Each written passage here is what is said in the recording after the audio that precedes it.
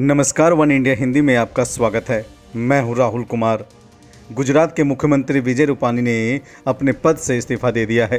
उन्होंने शनिवार को राज्यपाल आचार्य देवव्रत को अपना इस्तीफा सौंपा।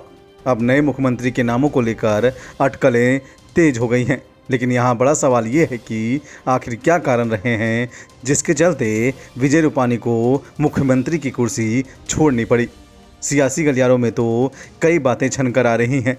इनमें से एक बड़ी वजह है बीजेपी आगामी 2022 के विधानसभा चुनाव में अपनी जीत को सुनिश्चित करने और दोबारा से सत्ता में वापसी करना चाहती है। और बताया जा रहा है कि विजय रूपानी 5 साल तक गुजरात के मुख्यमंत्री पद पर रहने के बावजूद राजनीतिक तौर पर अपना सियासी प्रभाव नहीं जमा सके हैं।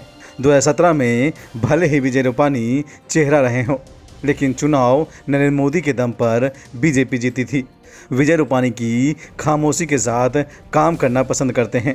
5 साल से बिना प्रचार और विवाद में आए काम कर रहे थे, लेकिन रूपानी की यही ताकत उनकी सियासी कमजोर कड़ी के रूप में साबित हुई।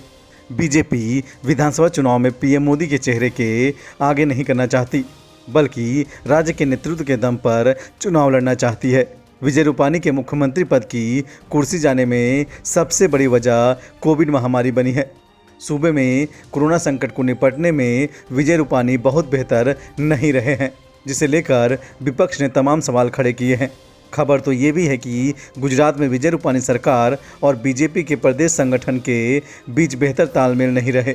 बीजेपी प्रदेश अध्यक्ष CR पाटिल और CM रूपानी के बीच 36 के आंकड़े थे, जिसे लेकर तमाम तरह के सवाल खड़े हो रहे थे। एक और वजह यह भी है कि रूपानी जाति समीकरण में फिट नहीं बैठ रहे थे। विजय रूपानी जैन समुदाय से आते हैं, जिसके चलते गुजरात के जाति समीकरण में फिट नहीं बैठ रहे हैं।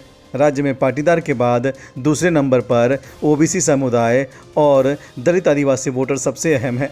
ऐसे में बीजेपी का जैन कार्ड बहुत ही असर नहीं है।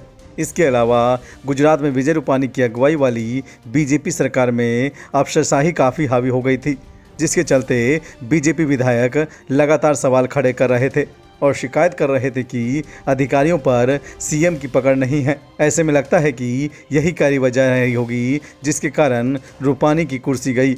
इस खबर में इतना ही। बाकी खबरों के लिए बने रहिए वन इंडिया हिंदी के साथ।